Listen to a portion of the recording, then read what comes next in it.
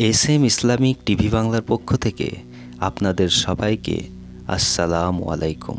সমস্ত প্রশংসা আল্লাহর জন্য, যিনি সর্বশক্তিমান, পরাক্রমশালী, যিনি সকল শক্তি এবং ক্ষমতার উৎস। আজকে আমি আলোচনা করব খুশি ও কষ্টের সময় আল্লাহর প্রশংসা করবেন যেভাবে। তো চলুন শুরু করা যাক। আল্লাহ তাআলা মানুষকে সুখ, দুঃখ, আনন্দ, বেদনা, আরাম, ব্যায়াম সহ বিভিন্নভাবে পরীক্ষা করে থাকেন। এসব অবস্থায় বান্দা আল্লাহ তাআলার উপর কতটা নির্ভরশীল তা পরীক্ষা করাই আল্লাহ তাআলার উদ্দেশ্য।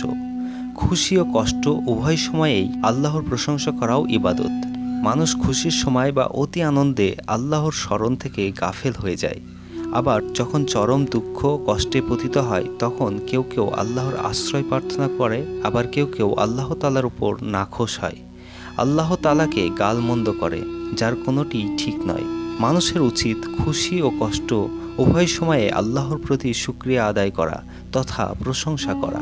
যখনই মানুষ আল্লাহর প্রশংসায় লিপ্ত হয় তখন সুখী মানুষ আরও শান্তি ও স্বস্তি বোধ করে, আর দুঃখী মানুষ সুখের সন্ধান পায় অথবা ধৈর্য ধারণ করার রসদ খুঁজে পায়, যার বিনিময়ে রয়েছে দুনিয়া ও পরকালের অনেক ফায়দা।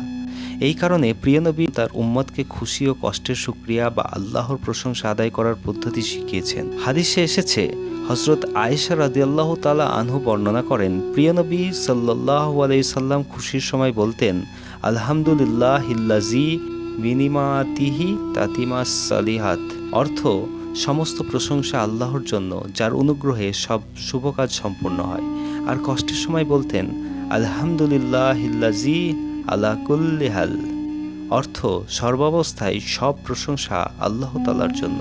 আল্লাহ তাআলা কুরআনুল কারীমের প্রথম সূরায় তার নিজের প্রশংসার মাধ্যমে বান্দাকে মাওলার প্রশংসা শিখিয়েছেন, যাতে মানুষ সুখ দুঃখ সর্বাবস্থায় আল্লাহ তাআলার প্রশংসা করতে পারে।